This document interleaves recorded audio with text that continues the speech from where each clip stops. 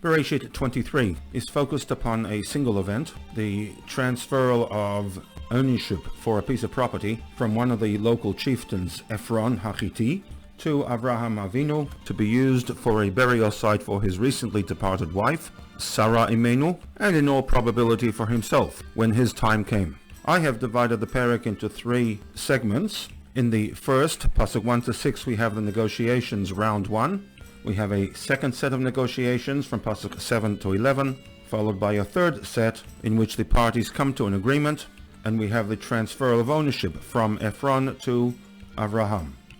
We will be concerned with the second round of negotiations, in which he asks the Bnei Chet to arrange for a meeting between himself and Ephron ben Tzochar. He asks them to inform Ephron that he is interested in a particular cave located at the edge of his property, V'yiten li et ma'arat hamachpelah, and to emphasize to him that he is willing to pay a full price for this ma'ara, bekesef malei yitnena li. And he states the purpose of this purchase, that it be a permanent family burial site, la'achuzat kaver.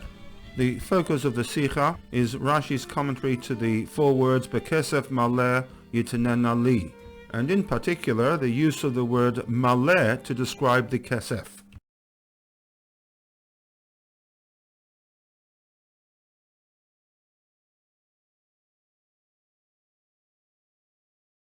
In his commentary to the words bekesef maleh, Rashi writes, Ashalem kol shaviyah, I shall pay for its entire value.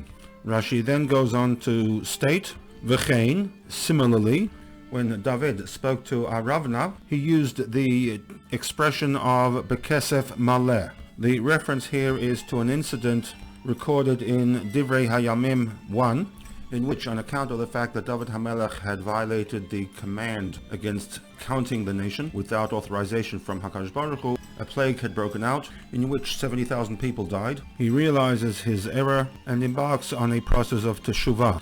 Part of this process is to build a mizbeach to Hashem on a piece of property owned by one Arnon HaYebusi.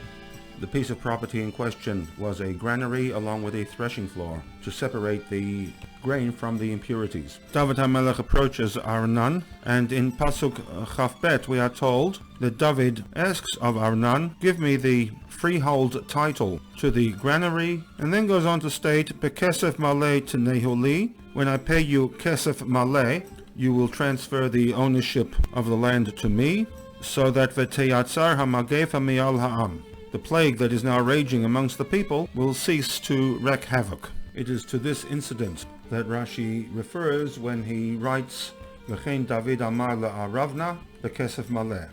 To this Rashi, the Rebbe in the SICHAH will alert us to four inconsistencies. The first relates to the interpretation that Rashi offers to the words kesef maleh, that he intended to pay kol shaviyah, the full value of the property. With these three words, Rashi appears to be stating the obvious, for as one reads the text, this would be the interpretation of bekesef maleh yitnena li. Question 1. What is Rashi adding when he writes Ashalem kol shaviyah? In a similar vein, the reference to David HaMelech is also problematic, in that there is no additional information regarding the definition of kesef maleh from the pasuk in Divrei Hayamim, any more than we already knew when studying Bereshit Perek Chaf Gimel. Rephrasing the question, what new information comes to us with respect to the definition of kesef maleh with the introduction of the pasuk dealing with the purchase of property by David HaMelech from Arnon HaYebusi?